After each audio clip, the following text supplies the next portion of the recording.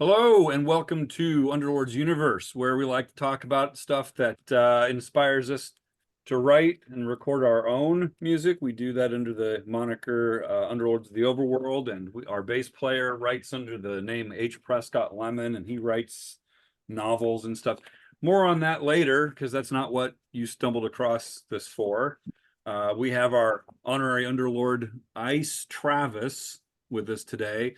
If you Ice T Ravis. Ice T Ravis. Thank you. He Thank you. was with my colleague and brother Brent, the lawmaker, for a couple of previous episodes where we did a series on the discussing and ranking the Black Sabbath catalog. And Travis is a true Sabbath aficionado, and we're glad to have him back to discuss the new Black Sabbath box set, Anno Domini. Yeah, there you go. Which most Sabbath fans now know and have probably watched much more stuff on YouTube about this. But the box set that includes 4 of the 5 albums that Tony Martin appeared on as the vocalist for Sabbath. Of course, the first of those albums, Eternal Idol, is not a part of this set because that was not on the IRS label. That was Warner's, and so there's rights issues and stuff related to all that, I'm sure. But at any rate, it comes with a fold out poster, which I'm not going to fold out or unfold, I should say. Comes with a replica tour book from the Headless Cross tour, which is pretty cool, and it comes with a book that just has a lot of quotes from the different guys throughout the making of the different albums and whatnot.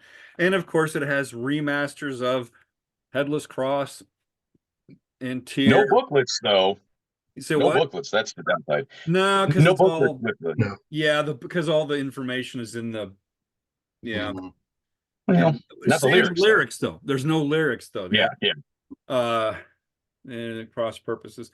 And those are, of course, all remastered. I think they sound just fine. I like the way they sound. They're great. But it's Forbidden. This is the one that Sabbath fans have been really kind of clamoring for, because not only is it remastered, prior to being remastered, it was remixed. And so that's really what we're here to talk about. Right, guys? 100%.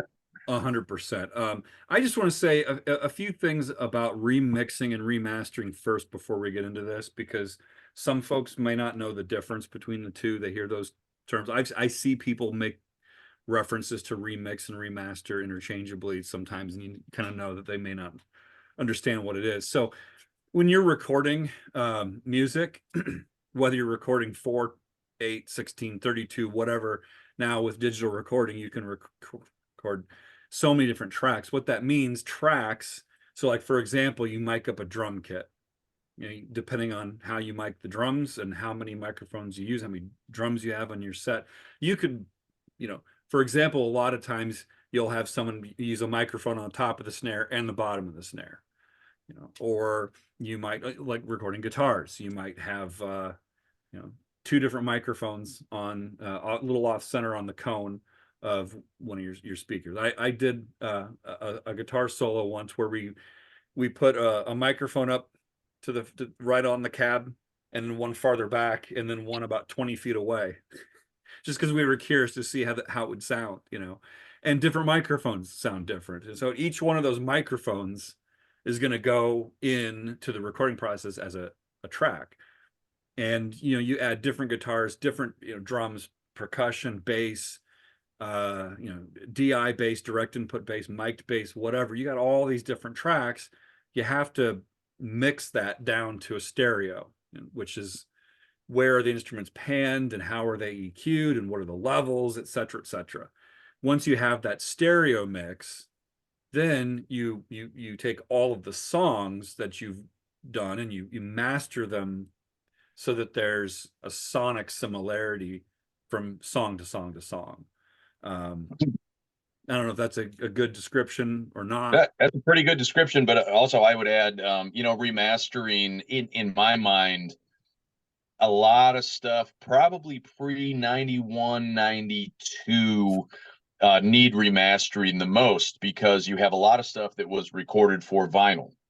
Yeah. And when it was put on CD, a lot of times they just take analog tapes and they just press, go or whatever the button is, Right.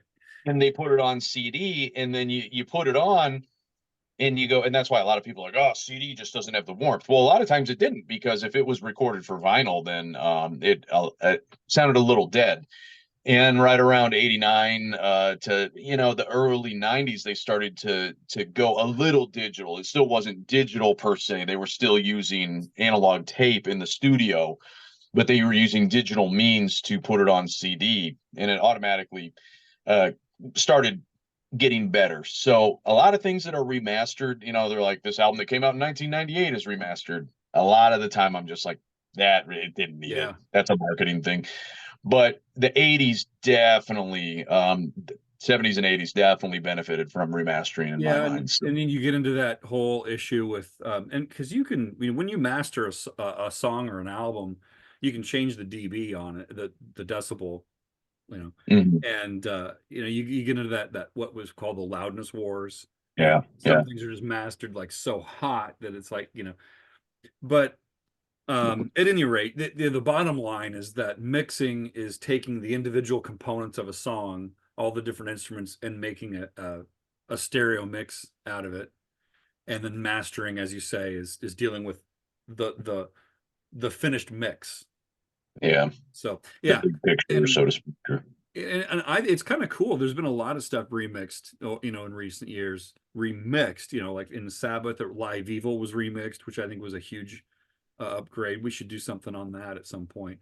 Um, Deep Purple's Machine Head just came out with its second remix. Dweezil Zappa just Yeah. remixed that. Roger Glover Well, did. that was one of the first remixes that I've ever even heard of doing. They released the whole original album remastered, Yeah, and then the second disc was remixed by Roger Glover. yeah, that's the original remix of it. The Yeah, original remix of yeah, yeah, and it's cool because when Roger Glover, we're kind of getting off topic here, but yeah, when Glover did that, he kept you can hear all the stuff that leads into the takes, and yeah. then he kept the stuff that followed after. He didn't do any fade outs or anything. So those are all things you can do on remixes, and there's a ton of them. I mean, Pink Floyd Animals, which was great.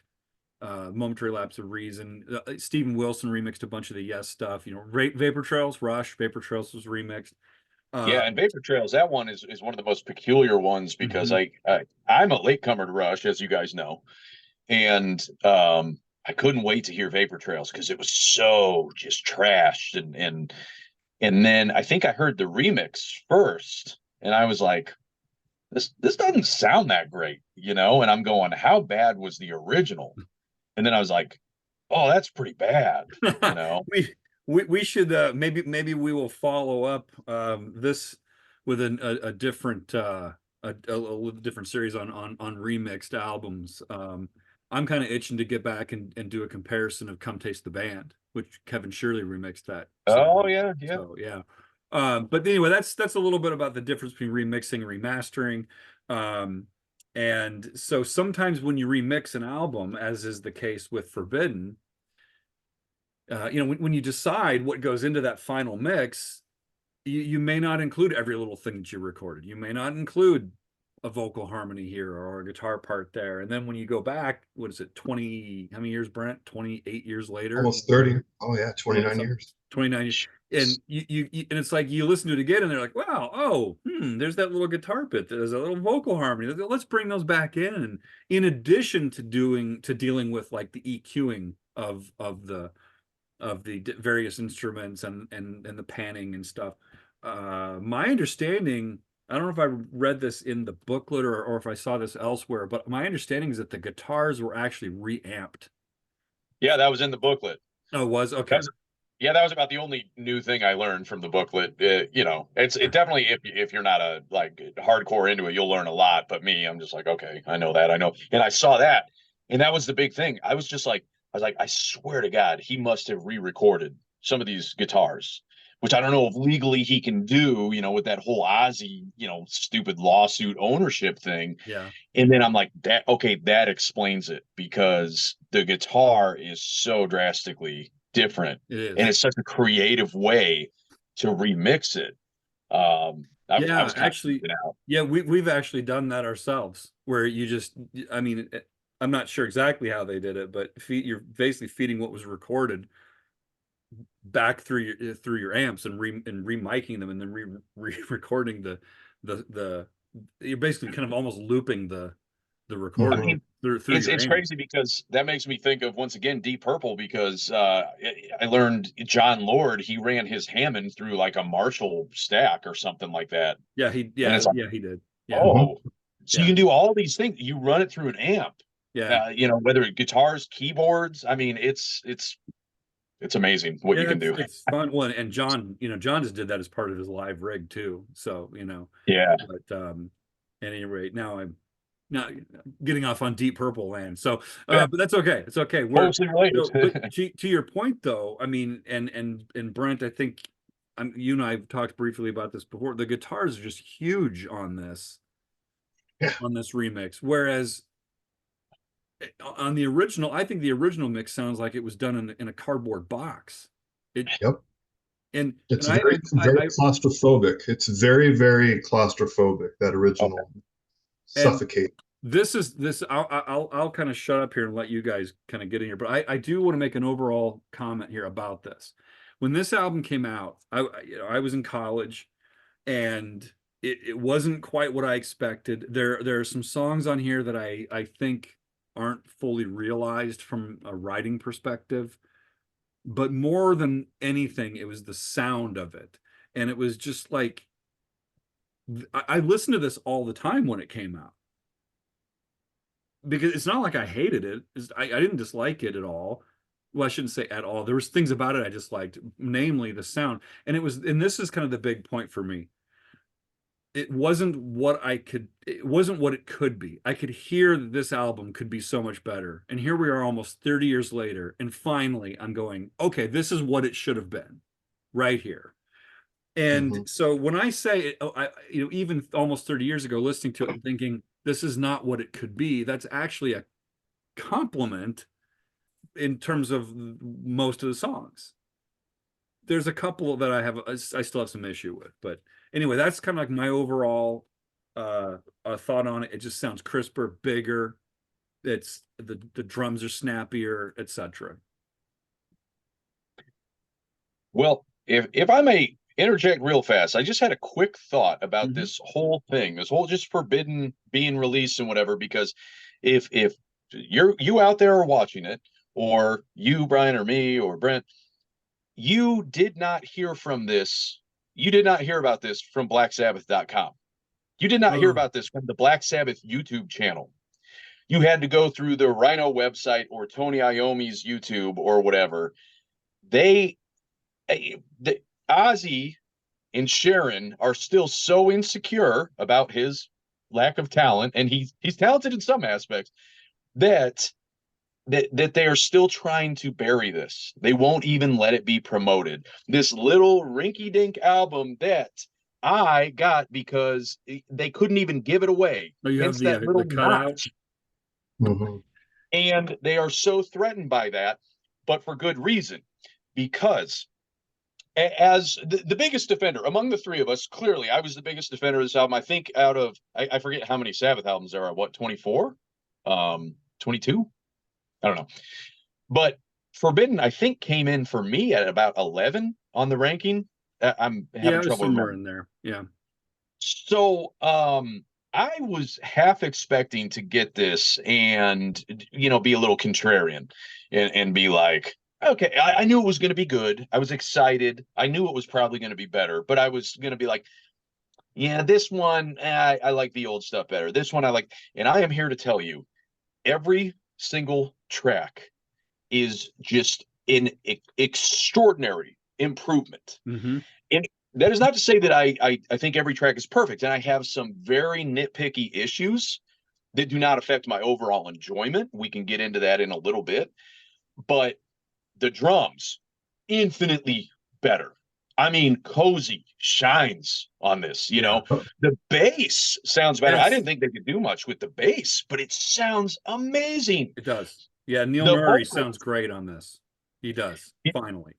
And the vocals, we're all big, Tony Martin fans or whatever, but Phenomenal. this was definitely not as great. Wait, you're not a Tony Martin fan? No, I said the vocals are phenomenal on this record. I thought He's my I favorite. thought He's you my said favorite. no. No, he's my favorite Black Sabbath vocalist. Period. Oh, okay. I was about to say, yeah.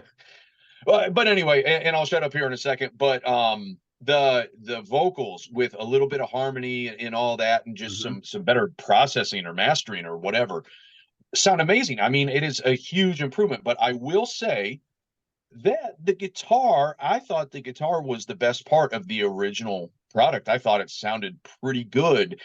Overall, I think the guitar is probably an improvement, and it mixes better with the new sound, but there's a couple parts where I actually do miss the 95 mix, and I'll get into that in a second, and then the keyboards too. So we can get into that in a little bit, but there's a little intro for you about my thoughts. Yeah. Brent? I just really echo, I guess, what both you guys have already said. And every song is better. The drums are bigger. They're more pronounced. They're more in the mix. The guitars sound razor sharp. They're big. You talked earlier about a hot master. This is a hot master. This is but it's not. keep the volume up. It's not like over. No, but if you listen to the first album and you don't adjust the volume on your stereo, and then it's louder, but it's not overpowering. It's just better. It's better in every respect. Yeah, and to that point, I just want to say I think, to my ear, the original mix of this from '95 has a lot of compression on it. Yeah, I even made that note that it's compressed. It sounds suffocating. It's claustrophobic. Those were the words I used to describe the original mix. Yeah. This breathes. This just has room in it. Right there. To my ear. Yeah. Yeah. Yep. Now you can hear the instrumentation. You can hear the separation in the instruments better in this mix. Before it was all very like that. It's very all together. Compressed is a great way to describe it. The snare drum sounded like Cozy was hitting on a pancake. Brian, you've said that it sounded like it was recorded in a box. It had a very boxy quality to it. And this new version just has new life, and it, like you said, it just breathes. All the instrumentation sounds infinitely better. To your point, could I? I'm going to throw in about an example from the record on that. So, like on "Guilty as Hell," the little chug, guitar chug in the verse on the original version just sounded muddy and sloppy to my ear, almost like, what is that? Whereas on this version, it's clear, it's precise, it's crisp. It's like, oh, that's what it should be. Now, are you talking about the main riff? Just with the vocal over it. During the verse. The vocal. Oh, yeah. During the verses. Yeah, you said verse. Okay. Because I think this is actually one of the ones I don't have a problem with the verse. It sounds great. But the intro riff, this is one I actually think sounds a little bit better on the original. And it's not necessarily the production. I think that whatever take Iommi used on that one was a little bit more like staccato. I think that's the word, like where it's a little bit more snappy. It doesn't breathe as much through the riff, and it doesn't ruin my enjoyment at all. But I'm like I said, nitpicky. I'm going, okay, if we could somehow get that original sort of guitar sound and riffing or whatever, it's stylistically it's just a little different. But that's one of very few complaints. I don't even know if I could call that a complaint. It's just sort of like maybe I'd rather. It's interesting though, because I think to some people this might be a matter of degrees, and for some people it might not matter at all. But to me, a mix can really impact how much I enjoy a song or not. And I'm pretty open to a lot of different approaches to music and mixes and styles and stuff. But at the same time, there's just a few albums where I can really point to them and go, God, that really just it just suffers because the mix is just so bad to my ear, and this was one of them. And actually, if we could focus on that, because we chatted briefly about this, and you said that this new mix had actually improved your ranking. It did. And Yeah, me I'm too. kind of curious where it Yeah. ended up for So, both of you. 10. Number 10. It jumped almost half. Ahead of where I have it. For me, would have moved up, I think, to 14th. It was third from the bottom. It moved up to, but it gained a whole half a star and almost 11 percentage points. Okay. And well, yeah, I'm sorry, go ahead. Going off of what you said, though, with me, I understand what you're saying about how a mix can affect your enjoyment.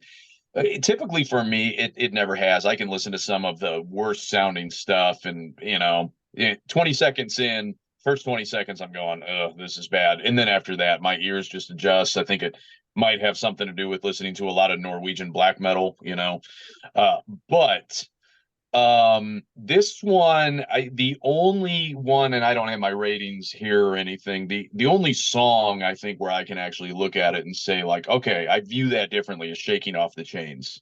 I think I had that maybe at a 2.5. I don't remember, but wherever it was at, it would definitely go up a 0.5 for me. There's something about the freshness, the crispness of it that makes it sound, I thought it was kind of generic sounding on the original, even though I don't have any major issue with it. It was just like, to me, I'm just like, I don't know, kind of sounds like generic paint by number Sabbath. And this new mix just makes me go, okay, no, there's something here. This is Sabbath doing what they do. And it's still not my favorite by far, but I definitely respect it a little bit more after this mix. Everything else, though, it mostly stayed the same. I can say I enjoy it a little bit more. I don't have to make excuses for it, which is what I did before. Yeah. You say the lyrics and the production is bad and it's not very representative of Sabbath, but if you listen to the riffs, there's still Hey, Brian, I want to make a Brian, I want to make a comment about remixing, because I think I don't want people to get the impression that if you remix it, it's automatically better, because it's not. If this remix, there's some, when Dave Mustaine remixed Megadeth, some of those Megadeth records, I don't think some of the remixes were as good as the originals. Now, if this remix had not been that good, we'd be having a different conversation, or may not even be talking about it at all. So a remix does not necessarily mean that it's better. In this case, though, to my ear, the remix, everything about this record, every song is infinitely better. It's not even close. And I did make some individual notes about songs, whether we get into them or not, but I just want to make the point. The remix. Yeah, no, I think your point is extremely well taken. I mean, I actually went back and rebought an original copy of Rust in Peace, because I preferred the mix of that than to Dave Mustaine's remix. But I mean, no, we're throwing in songs already. The thing about some of these remixes, like you were talking about Shaking Off the Chains, Travis, and that's a song where, like, to me, the verses, they still bother me, but that's a writing thing. It's not the sound of it. I think the verses, the vocal line matching the guitar riff is just goofy, and I don't like that. So I don't think it's a great song. On the other hand, though, there are parts of that song that are great. And that riff, as long as he's not singing over it, I think is actually a pretty cool riff, especially at the end. And I want to make a comment about the end of Shaking Off the Chains. I always loved Cozy's playing on that. And so when I would listen to that song, my ear would go to the drumming. The remix, my ear went to the guitar leads. And I actually had to say to myself, are those the same guitar leads? I mean, I've heard this song more times than I can count, but I had to go back and play them back to back to because I was hearing them with fresh ears. It was like, it's drawing attention in a different way to the different instrumentation that's going on. And because of that, I enjoy the song a lot more than I did before. and I, some of my favorite songs that, like, you were saying about how, like, you've always been a defender of this record. I've always been a big defender of I Won't Cry for You. I know it Oh, has, keyboard parts, and some people are like, oh, that's not really Sabbath or whatever. I think it's got a great chorus that yeah. now is, like Brent, like you said, it's infinitely better because it has the vocal harmony on it. It's like, Right. that's it. That is what it should be right there. Just that vocal harmony made all the difference in the world. And I agree. And it's like, I was actually listening to the original mix, and where he goes, does the final Mhm. and his voice kind of cracks a little bit. And I'm going, okay, dude, like, is it better with the harmonies? And I figured out, yes, it absolutely is.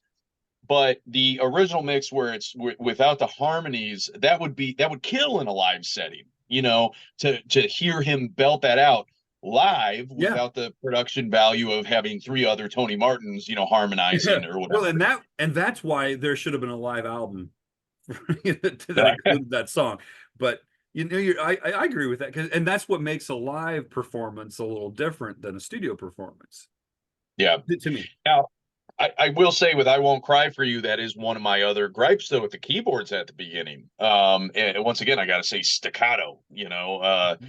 The keyboards with the original sort of muffled mix, I thought the keyboards were a little bit more, without sounding like a moron and trying to hum it for you. I probably won't be able to make the point, but on the remix, there's a staccato thing as it goes to the ding ding ding, like. And it kind of bothers me a little bit. And that's one of the ones where I'm going, okay, keep the original keyboard intro and then everything else from the remix, and then I would be 100% happy. That's just another small gripe, doesn't really affect my overall enjoyment, but I too have been a big defender. I think I gave that, did I give that one 4.5 out of 5? I might have. I don't know. I don't know. The other, I think the title track has always been a huge song, and Kiss of Death, I think, that's one of the greatest Sabbath songs of all time. I'm going to say that right now. Yeah. That track is an absolute masterpiece. Yeah. Even more so now than ever before. Well, and that's the point right there, because listening to Kiss of Death in '95, I'm like, this is a great song. I wish it sounded great. Now.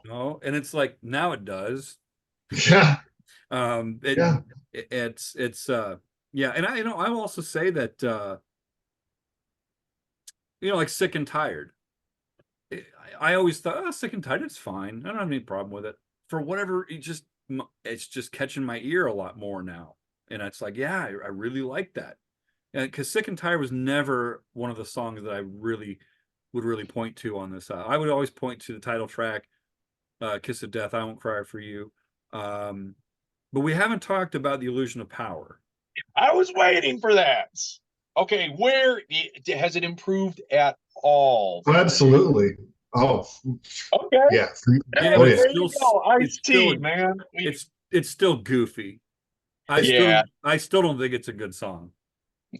I do. I do now. I gave it a 1 before. I've given it a 3 now. Okay. Hey, fair enough. And I'm gonna go ahead and I'm gonna tell you guys one of the reasons why. First of all, when you listen to the original version, after the big intro, which is bigger now on the remix, the intro has always been really cool. Yeah, I'll agree with that. You get that when the riff comes in on the original mix, there's no dynamic. It's pulled back on this remix, and there's another harmony guitar with it that gives it a little bit of an eerie quality to it.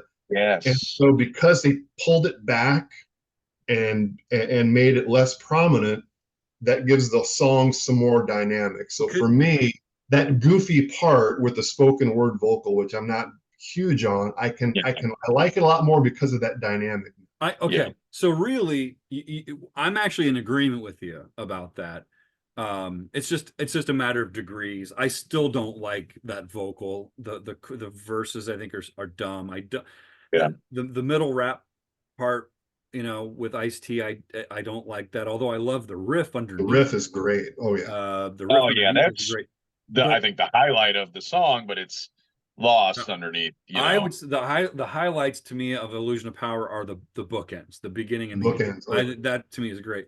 But the rest of it, I'm kind of like, and I think the chorus is just goofy. To me, I still don't like the song. There's still parts of it I just don't like. So But what did you rate the song after it has it improved at all? I added one more point to it, Okay, so it yeah, went fair from a enough, 1 fair to a enough. 2.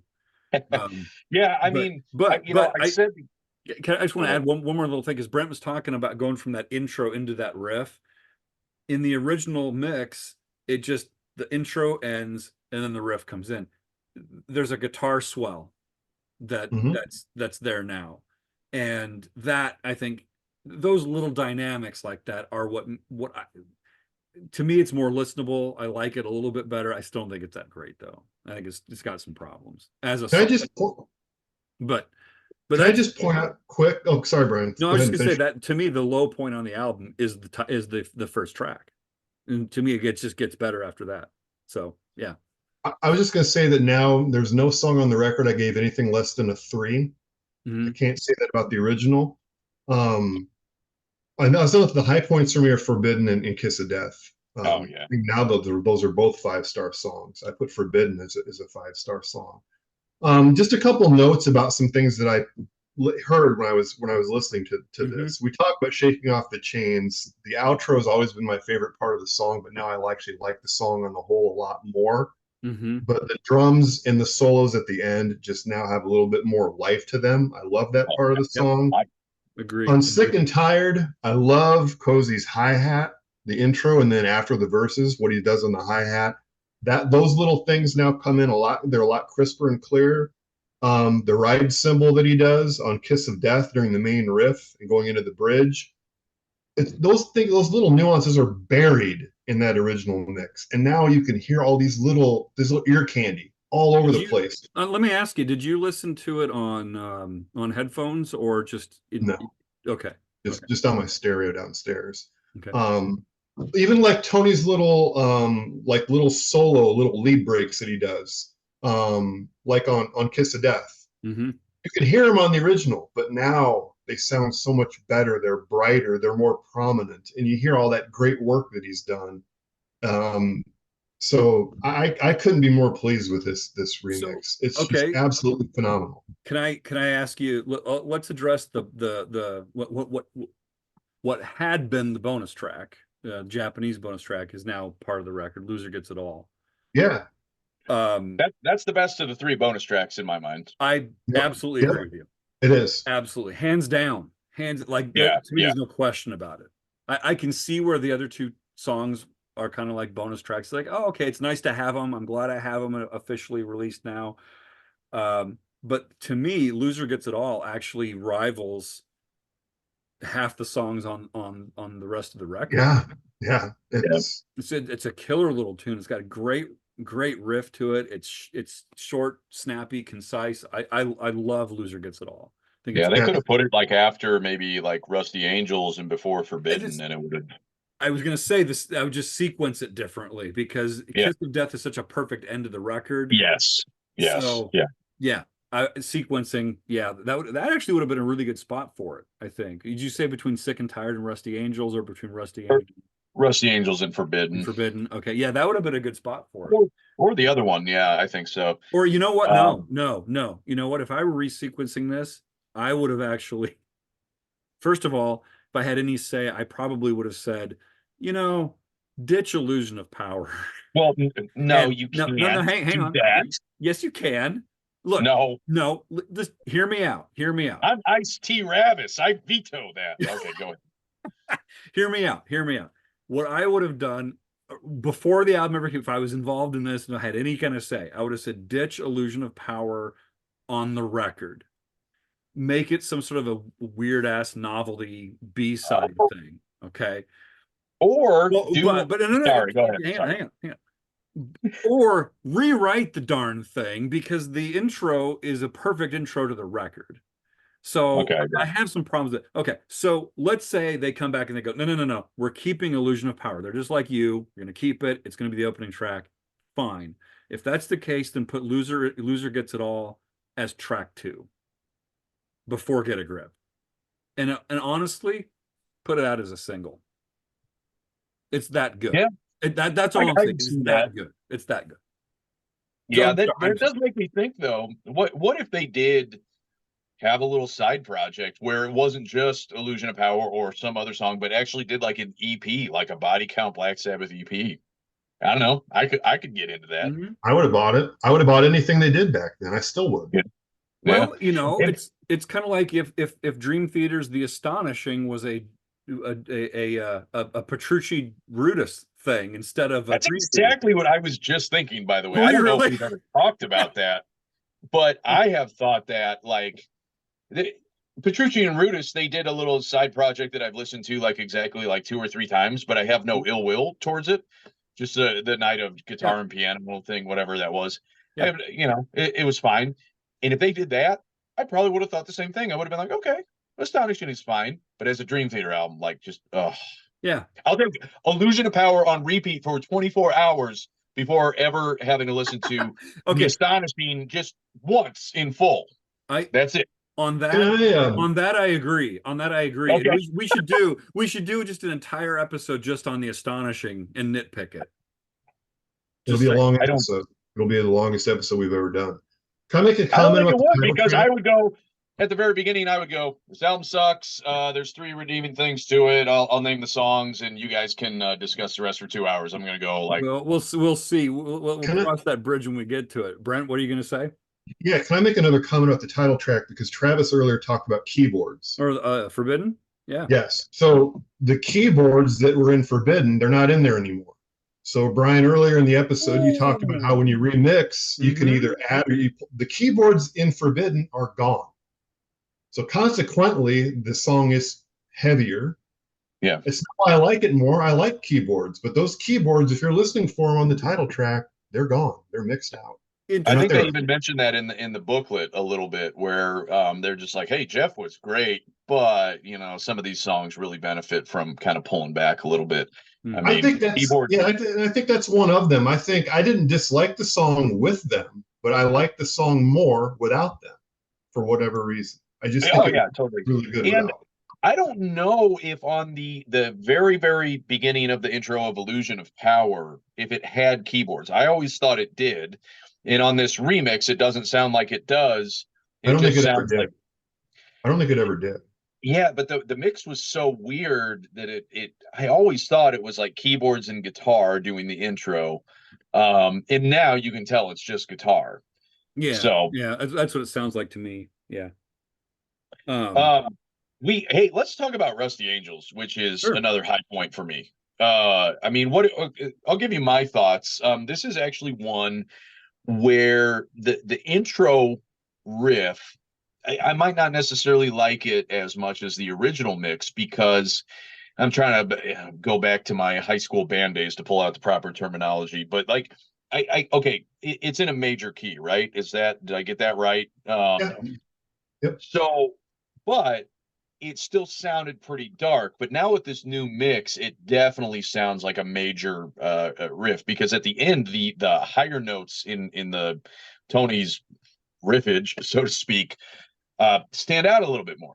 And I don't necessarily like that just on the intro. But once again, not enough to at all ruin the song. It's just one of those little like, I would rather. I'm going to go back and listen to that again, just keeping in mind what you said there, because that wasn't anything that caught my attention, but now I'm curious. So yeah. It's interesting that you bring that up. I will say, on the whole, I mean, I never like hated Rusty Angels, but I think I enjoy it more now. Put it that way. I do. Same with Sick and Tired as well. So a new outro solo on Rusty Angels too. Yeah. Oh, speaking of outros, I think the biggest, I can't believe we haven't mentioned this yet. No. On I Won't Cry for You. It doesn't fade out. There's a whole minute. There's a whole minute of the song. And it's like, I get it when a band, if they're feeling kind of lazy in the writing process and they're thinking, let's not really worry about writing an end. Let's just fade the song out. I think that's a little lazy. Sometimes you write something where you write it so that with the intention of fading it out, because it's like, oh, that would sound great faded out. To me, I Won't Cry For You just sounds like, well, we couldn't come up with an end, so let's fade it out. But in reality, they did. Like, they actually wrote an end to the song. It comes to a conclusion, and it's like, why is that not on the like that? Isn't there a couple other songs? And there's more leads and stuff on it at that point. That's the one that really stuck out at me in terms of like really kind of an extended ending on it. Yeah, I'm trying to think. There's a couple other songs that faded out on the original and don't fade out. Maybe at least one more, and I didn't write it down. I didn't write any other notes to that effect either. The Illusion of Power is different. The ending of that is slightly different. The original kind of faded, but it ends with Tony saying illusion, just an illusion. But this one, actually, the fade is more prominent. That might be one of the things Travis. Okay. Yeah, but I hate fade outs. I think in general they're pretty lazy, and that was kind of a sign of I don't know. That's kind of a 70s and 80s thing where it is just like I think there's an emotional basis behind it where it's kind of whimsical.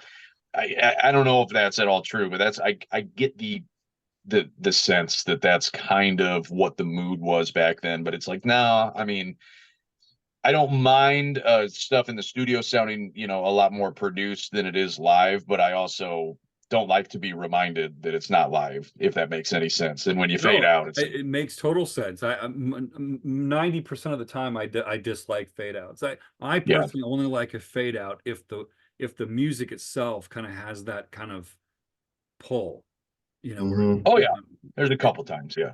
But most of the time it just seems like a cop out to me. Oh, I can't figure out how to end this thing, and they just keep playing it and then they end up dropping their sticks, and we'll fade it out. Yeah, but the end of this I Won't Cry For You, this ending is fantastic. Yeah. It improves the song. It makes the song better. And that is not a mastering issue, although you can when you master something, you can do that. But to my sense, that was a mixing issue. And I mean, and I say that just simply because it is a result of a remix.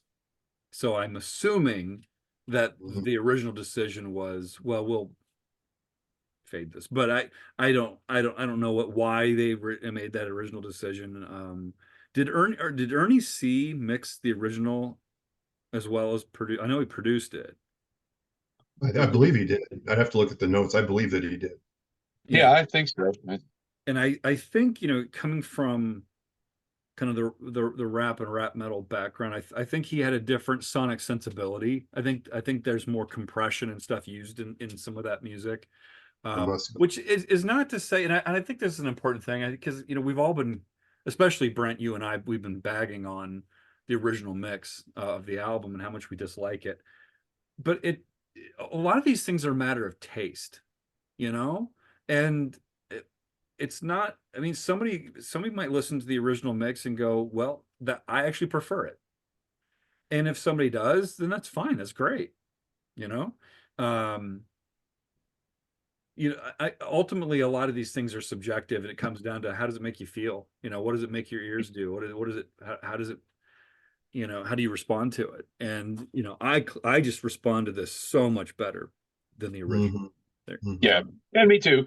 And and just like the only other complaint I have, just happens to be the one track I don't think we mentioned at all, is Can't Get Close Enough. I like that track. I've always liked that song. I love it. Yeah. But when the softer part sort of ends and Tony comes in with his riff, I do think the original guitar sound is a little bit better, but this new one is not bad by any means. It's not even average. It's amazing, but I think I prefer the original. And in fact, this is the one, Can't Get Close Enough, minus the intro, to me sounds like something off of Sabotage. And I said this before when we discussed the album, but this album to me seems like a Black Sabbath greatest hits album with all new material. So you buy a greatest hits album, and you're getting, you're getting all new material, but it's the greatest hits. Like every single one of these, I can point to Illusion of Power and be like, that reminds me of the song Eternal Idol. Can't Get Close Enough reminds me of something off of Sabotage. I Won't Cry for You, of course, kind of almost like a trilogy of like off of Tyr. Feels Good to Me. Um, I can go on and on. Kiss of Death sounds like something off of Mob Rules to my ears. Rusty Angels sounds like something off of Technical X. It reminds me of Dirty Women. Yeah, that's interesting.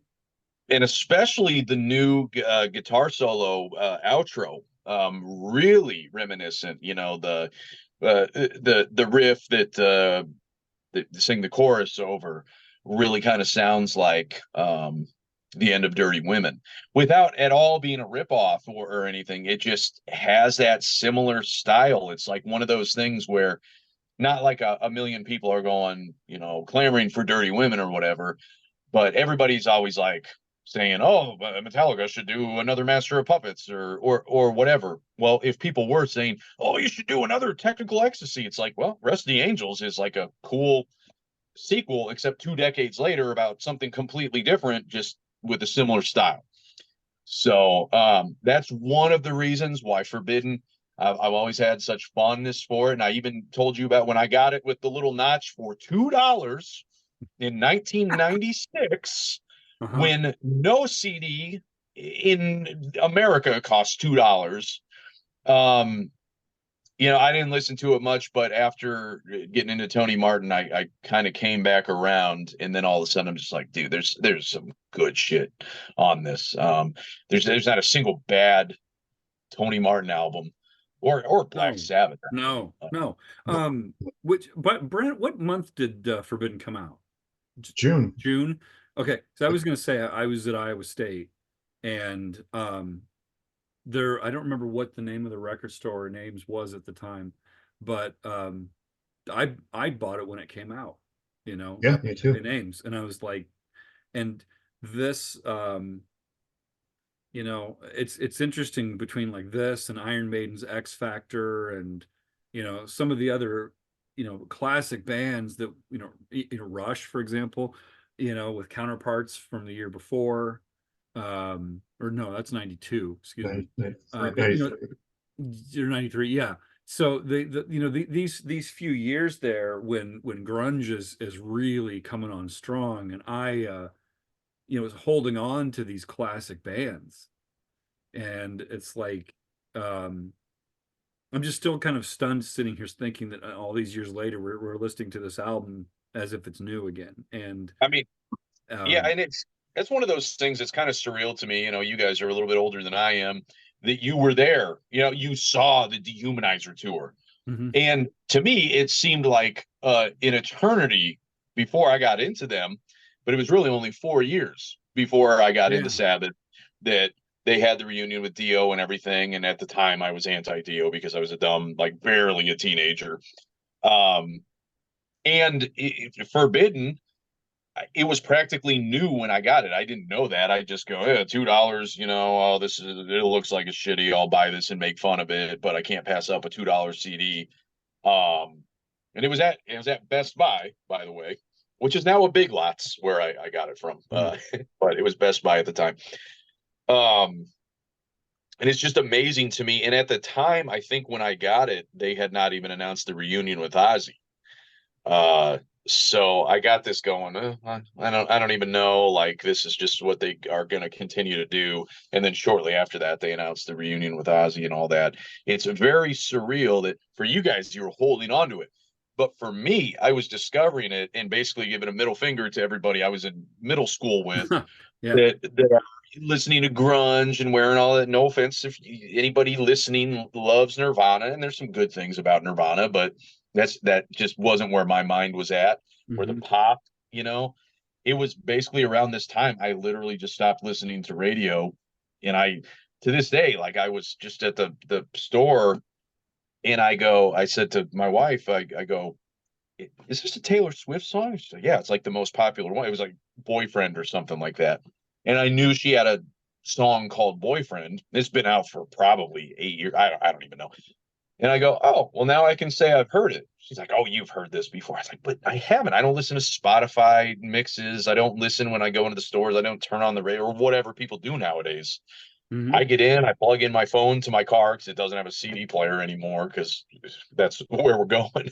And I just listen to whatever I've ripped from my physical CDs. So sorry to go on that tangent, but Mm. it is kind of amazing that different circumstances, but similar mentality Yeah. to Yeah. where we were when this came out, or 6 months after this came out in my case. Yeah. I want to ask one more thing about, I want to go back to Can't Get Close Enough, just because I want to see if you guys noticed this. You know, as you know, when you record guitars, oftentimes you'll double the guitars because it just makes them sound bigger. You know, in other words, you'll record a guitar take and then you just on another track, you just play it again and Yeah. double, you know, doubles it up. And after the intro in Can't Get Close Enough, the guitar comes in down, right on the original mix, because this is one area where I'm going to agree with Travis. I think on the original mix you had one guitar play the riff through, then the second guitar comes in and it fattens it and you can hear that dynamic change. On the new mix, it's all the guitars together, and Right. I I think didn't even think about that. it loses that little bit. Now, on the whole, I'll clearly take the new mix, but Yeah. that one tiny little. Now, somebody watching this might be like, if they're thoroughly bored and they've gotten to this point, they might be saying, "Oh my God, you guys are nitpicking this stuff." But I'm telling you, that's if you're sitting there in a studio and you've recorded something, you do sit there and nitpick it because you've put a lot of work into it. I know Tony and the guys put a lot of work into this album, and it's, you know, these are little decisions they have to be make about to you know, because they're gonna once that mix is done and then it goes off to mastering, it's like then it's you know, it is what it is. And Mhm. so you got to nitpick this stuff, and um I actually find that to be part of the fun, is nitpicking it a Oh little. yeah. So at any rate, I don't know. I don't really have much else to say other than bravo, Tony Iommi, and honestly the rest of the guys that made the album, Neil Murray on bass and Cozy Powell on drums, who of course has been passed for R.I.P. now, and Tony And Martin, Jeff Nichols. and of and Jeff course Jeff Nichols, Nichols, R.I.P. who man. also is right, R.I.P. This Two of those five record, guys. this record, I brought in my notes. This record just proves what a great lineup this was. This Yeah, is a great lineup of Sabbath. yeah. And my closing comment is going to be this. I like this remix so much now. I even like the album cover better now. I can't even laugh at the cover anymore now. It's too good. It's too good. Actually, and I tell you what, I was always kind of apologetic, where I was like, I kind of like it. Now, after this mix, I was thinking the same thing. I'm just like, you know what? That's This is a good. fucking Well, good cover. hang on 1 second, since you're talking about the cover. Hang on. I gotta. And it's a who's who of So Black Sabbath. Look at that. my Yeah. my problem with the cover has actually not been. I always kind of liked the art. Yeah, exactly. What I didn't like was the font. That font just seemed like a cheap, you know. But here's one thing that I actually don't like about the new album cover. Maybe Brent, I don't even know if you noticed this. Oh, They expanded this out, yeah. and you get Tony Martin and Tony Iommi right there on the front cover, Mhm. whereas Yeah. on the original front cover it was just Yeah. Death. Yeah. And Yeah, that is weird. I don't know. I actually prefer this. So if there's one thing I actually genuinely really do prefer about the original, it's the framing of the cover art. I prefer That's that. fair. That's fair. Yeah. You know, I guess if I had a final thing to say, I was listening to some interviews with Iommi and whatever, and I think even in the booklet, and he's very quick to say, hey, Ice-T, Ernie C, they were great people. We had fun working with them, and they're very good at what they do, and what they do is Body Count. I'm unironically a big fan of Body Count, and unironically a fan of Ice-T, at least in Body Count. I haven't heard any of his solo stuff. And I know that Illusion of Power is kind of the sore thumb. You know, it's I don't I skip can it. I'll put it that way. I just think about okay. it like, but I actually don't skip it. I still listen to it. It's not the best representation of Ice-T. And this whole album is definitely not the best representation of Ernie C. But you know, for what they do, they do good stuff. And Tony was always, other than telling Cozy Powell to play differently, he has, you know, nothing but good things to say about working with them personally. Oh, well, I'm sure. I mean, they're pros. They're pros. That's just it's just Yeah. it to, you know, to a lot of us it wasn't a match that worked as well. Yeah, and they are totally. And I think it was on Body Count's latest album or the one before that. He actually has like a spoken word intro. It's not a separate track. It's a spoken word intro. So it's like a 30 or 40 second intro where he talks about like the history of metal and what metal means to him and everything. And it's like you can tell Ice-T has mad respect for metal, and that's one of the reasons why they did this is they love Black Sabbath. It's really just too bad that it kind of, you know, went this direction where the best parts about this have been remixed. I mean, into something better is what I mean. And Illusion of Power is kind of the low point. Even I can sort of, I think Sick and Tired for me is the low point, but Illusion of Power is one of the lower ranked songs. And that's too bad because Ice-T and Ernie C, they're amazing talent and great at what they do. It's just what they do is not Black Sabbath, you know. Yeah, fair enough. So, you know, if you are a huge Sabbath fan, especially of the Tony Martin era, really interested to know what people think about this box set, especially the remix of Forbidden, and put comments below, subscribe to the channel, like the stuff, or, you know, ring a little bell for comments if you've subscribed. That'd be really cool.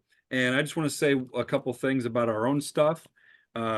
You know, my brother Brent and I and our buddy Josh, we've been writing and recording stuff in various incarnations since we were kids ourselves. We still like to do it. We've worked with a couple of different drummers, which is ironic because for most of our lives we couldn't find a drummer that we could stick with.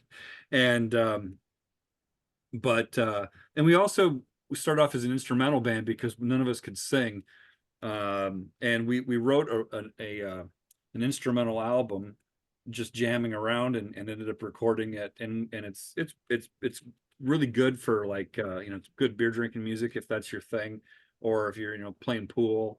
It's good music for maybe that kind of thing. And then our bass player started writing a fictional, like, alternate universe backstory to the whole thing, and it included it's actually up to part 4 right now. This is part 1, and it included all these fictional bands and artists. And so during the COVID years, when we were kind of all separated out and stuff, we ended up writing and recording an album as character songs, basically. So all of the so-called artists on this that are listed are actually related to this fictional backstory. And so we've kind of created, it's not a concept album, it's a concept band. And we continued on with some more instrumental type stuff, and we've now started adding in some vocals because one of our 2 drummers, Andy, he's a really good vocalist, but and we're actually writing and recording an album with him on vocals right now. But we also just put out an album, or excuse me, a single called Ordo Obstrusus Oculus that features Blaze Bayley on vocals. And we think it turned out great. It actually was a song that Brent and Josh wrote back in 1995, and then we rearranged it and wrote some new lyrics for it and stuff. And it's the Ordo Obstrusus Oculus is a reference to kind of a spinoff thing called the OAO, or the Ordo Obstrusus Oculus. It's a kind of a secret society thing. So Josh, under the name H. Prescott Lemon, has been really kind of becoming quite the prolific author of kind of pulpy fiction with it's quirky. It's got a twinge of humor to it. I really enjoy his writing, and his stuff's available on Amazon.com, and our stuff's available on Bandcamp. And if you're interested in supporting independent artists, you're looking for something new to maybe check our stuff out, and we'd really appreciate it. So that's my spiel on that. And you have your finger pointed at me. What's up? All that is available. And I don't want to cut you off if you have No, you're anything fine. more. All that's available. Go look for it. What is not available is the Tony Martin demos for Dehumanizer, which he just discovered. Oh, are you serious? Yeah. I saw him talk about it on an interview. He's Oh, they're out. man. He discovered his tape. I want to hear Legally, that. they can't I want to release hear any that. of that. He also said he's got other tracks that have been done that nobody's ever heard that aren't really, I don't think it's Dehumanizer, but he said there's more stuff out there. He also didn't rule out, he said Tony's not going to tour anymore, but he didn't rule out the possibility of working with him, that they might sometime work together again and do something. That'd be great. I'd love We'll that. see. Love it. Yeah. Well, all I'm saying is, if there is any possibility of that being released, which legally I'm sure it cannot be, I will put down a large sum of money that I don't have. So if we can start a GoFundMe, and if someone has made it this far into the podcast, whatever this is called, you're probably hardcore enough where you would. So let's pay Tony Martin to release that somehow. I'll call him up. Yeah. Awesome. Yeah, let's call him up. Yeah. So yeah, post some comments, like, subscribe, check out our stuff. We really appreciate, you know, and if we're way off on our assessment of any of this stuff, you know, feel free to criticize too. Everybody's got an opinion, and you know, that's what makes this kind of fun. So, I'm good. I don't think I have anything else to add. You guys? I'm good. Okay. Oh man, I am so thankful that this is a thing, that we could do this. Never thought it would happen. I'm going to go take my dog on a walk and listen to the Forbidden remix again. Excellent. All right. Take care.